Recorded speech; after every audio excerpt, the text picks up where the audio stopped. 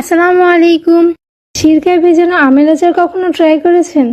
না করলে আজকেই করুন। এত সহজ একটা আচার, আর খেতে খুবই ভালো লাগে। আর এই জন্য যেটা করব, আমটা কেটে ছোট ছোট পিস করে নিব। আমটা ছোট ছোট করে পিস করা হলে সিরকাটা রেডি করে নেব। সিরকাটা রেডি করে নেওয়ার জন্য যেটা করব, আমি বলের মধ্যে সিরকাটা ঢেলে নিচ্ছি। আর এর মধ্যে দিয়ে দিচ্ছি প্রায় 1 কাপ পরিমাণ চিনি, দিয়ে দিচ্ছি এর মধ্যে সাদা লবণ আর বিট লবণ। সবকিছু দিয়ে আমি ভালো করে এটা মিক্স করে নিচ্ছি।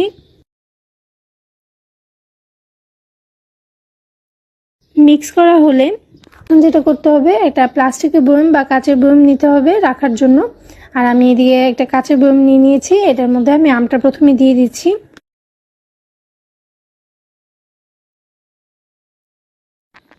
এখন আমটা দিয়ে আমি পুরো বয়মটা ভরে নিচ্ছি। এরপর এর মধ্যে দিয়ে দিব আমি সিরকাটা। যে সিরকাটা আমি রেডি করে রেখেছি একটু আগে, ওই সিরকাটাই আমি এর মধ্যে দিয়ে দিচ্ছি।